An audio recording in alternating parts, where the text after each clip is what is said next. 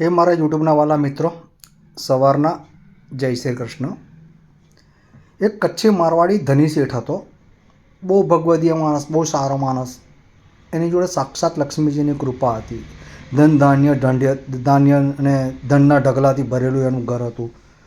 એનું બહુ મોટું પરિવાર હતું, 4 છોકરા 4 વહુ અને બહુ સરસ રીતે એમની લાઈફ જીવતા હતા। બહુ સુખી સંપન્ન પરિવાર હતા, ગાડીઓ બંગલા મહેલ બધું બહુ હતું એની જોડે। પણ એમનો નિત્યક્રમ દરેક ઘરમાં આખો દિવસ જય શ્રી કૃષ્ણ બોલ્યા કરે ને શાંતિથી એ લોકો જીવે। એક દિવસ રાતે લક્ષ્મીજી એને સપનામાં આવ્યા, એને કીધું કે કાલ સવારથી તારા અમુક કારણસર હું તારું ઘર છોડીને જવાની છું।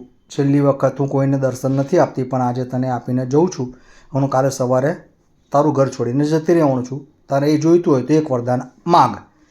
તો શેઠે કીધું, મને કાલનો દિવસ આપો, કાલે હું તમને કહું કે મારે શું વરદાન જોઈએ છે।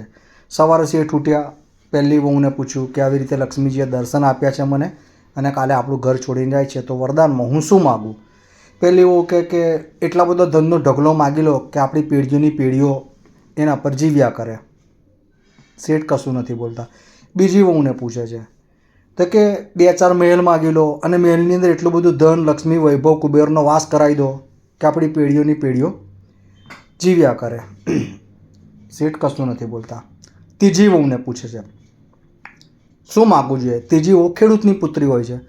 એ કહે છે કે આપણા ગોડાઉનમાં એટલું બધું અનાજ ભરાઈ દો કે આપણી પેઢીઓને જન્મ સુધી અનાજ પાણી ખૂટે જ ના।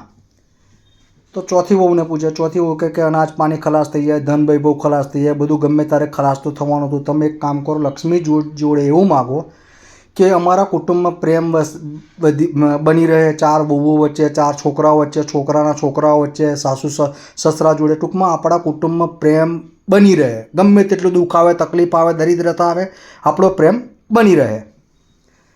શેઠ લક્ષ્મીજીને બીજે દિવસ રાત્રે સપનામાં કહે છે કે મને એવા આશીર્વાદ આપો કે ગમે તેટલું દરિદ્રતા દુઃખ આવે, અમારું કુટુંબ બહુ પ્રેમથી રહે, એટલા પ્રેમથી રહે, ગમે તેવી તકલીફ આવે, અમારો પ્રેમ દૂર ના થાય। લક્ષ્મી માતા કહે છે, અરે તમે શું માગી લીધું શેઠ?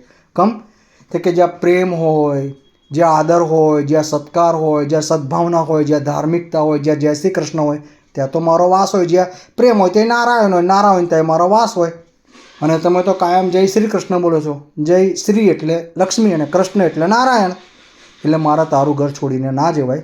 મારી વાર્તા એ પૂર્ણ થાય છે। મારો કહેવાનો મતલબ એક જ છે, જ્યાં પ્રેમ, જ્યાં સત્યતા, જ્યાં સચ્ચાઈ, જ્યાં ઈમાનદારી, જ્યાં પવિત્રતા, જ્યાં ભગવાનનું નામ હોય ને, ત્યાં લક્ષ્મી અને સરસ્વતી હાજર રહે અને રહે। જય શ્રી કૃષ્ણ।